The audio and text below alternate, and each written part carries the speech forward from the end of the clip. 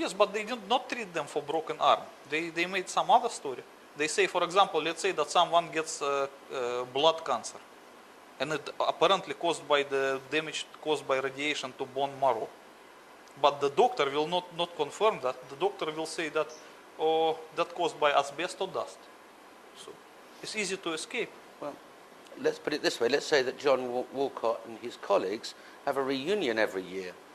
And the first year's reunion after September 11, there's 100 people there. And then the next year, there's 96 because 4 of them have died of cancer. And the next year, there's 86 because another 10 have died of cancer. Yes. The story would start to come out somehow. Yes. That's why now there is a big story in New York. These people who suffer from this kind of thing, they try even to sue the government, claiming that the government did not properly inform them about the danger of asbestos dust or some like benzene or whatever. Yes. Anything but except radiation. And your position is that all of them are suffering some form of radiation sickness from the... Yes. It's apparent chronic radiation sickness because it was ground zero after all. It's the place of nuclear explosion. And they work there, and they begin to work there in the first few days, totally unprotected. Yes. But let's say that's continued because over a period of time they redesigned the sites and other people came into work. How long would those vapors continue for?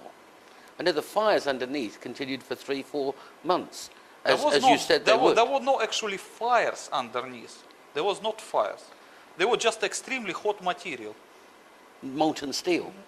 Not only molten steel, molten rock, anything molten, but not fires. Okay. But because it was extremely hot, it was presented to public as underground fires, but yes. They were not. Okay. Because you said it's gone from thousands of degrees, there's nothing to cool it down quickly, so yes. it lasts a long time, and the burning steel. But how long would the vapors last? How long? The vapors would, as long as it is hot, it will just release some vapors. Okay. So anyone working there, even a year later, would still get some form of...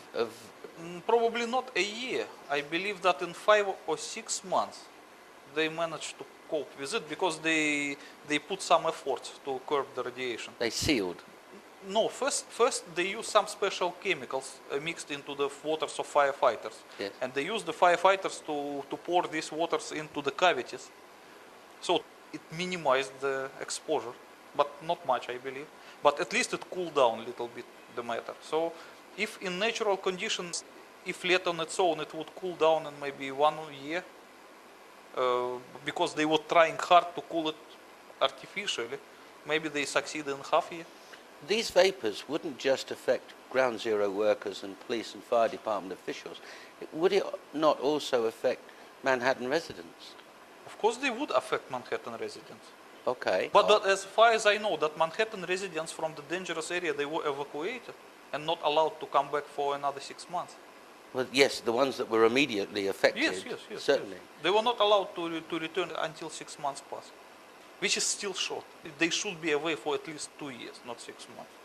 Okay, well, let's say that some of them returned within 6 months, and let's say that Mrs. Green or Mr. Brown inhaled some of this radioactive vapors and became not chronically sick, but felt unwell.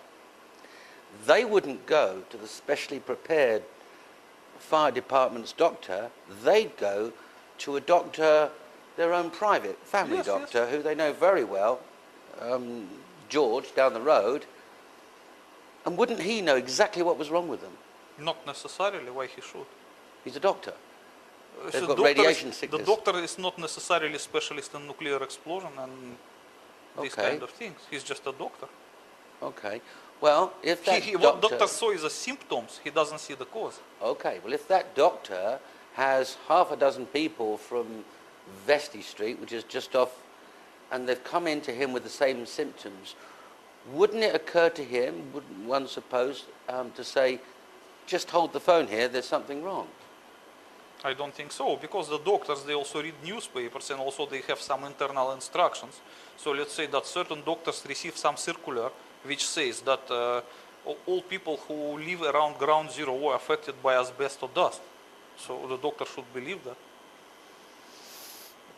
It's Oh. easy to cheat people, including doctors. Yes. Yes. All right. Well, let's talk about more about the medical impact of the radiation, the radiation, the vapors coming from the ground. They were seen from space, and in fact identified. You're talking about. I'm talking about the Yeah, shots yeah. from oversaw Yes. that saw these vapors for some time, and you observe in your book that they're not black smoke. No, They're because white. it's not smoke, it's a vapor. Right. It's white. You also observe hotspots in precisely the three places where you say nuclear devices were activated. One under You mean WT7. this? Yes, we have it. But this is not my observation. I just found it published at the internet by someone else, and I thought that yes, the hotspots, as you see, they exactly correspond with the position of nuclear devices. And in fact, they record temperatures way exceeding the temperatures created by burning kerosene Yeah. weeks afterwards. Yes. And your position is that there's no other explanation for those hotspots being where they are. You cannot create such a high temperature, 100 meters below the ground, that could sustain itself for a few months, unless you use a thermonuclear explosion of over 100 kiloton.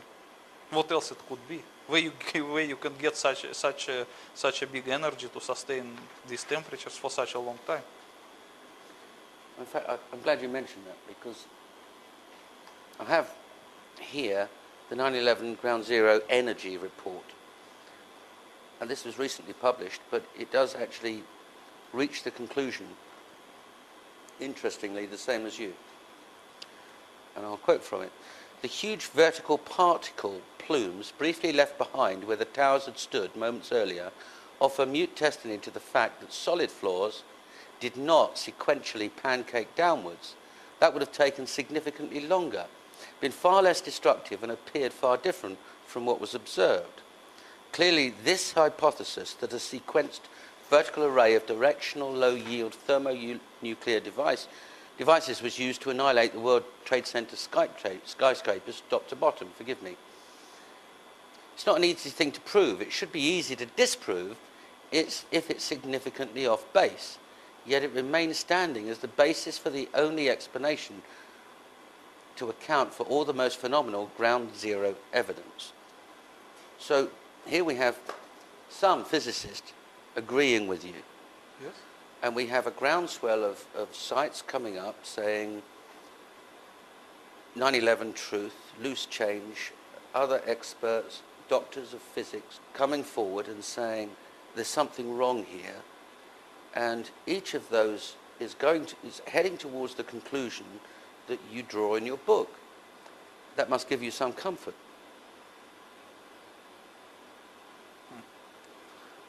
I don't even know how to answer this.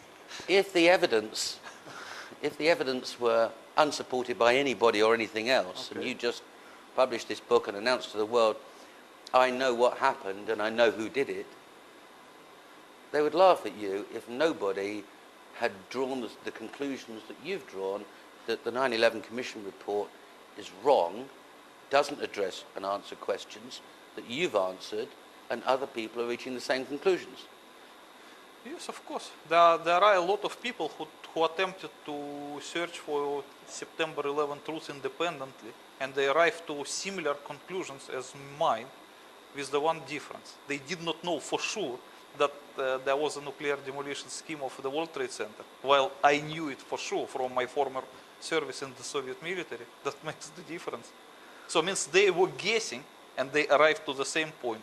But I didn't need to guess, I know it for sure. But there's something else that makes your book unique. And we'll come to that later, but that is that you are going to name the perpetrators of the 9/11 tragedy. Yes. Thank you.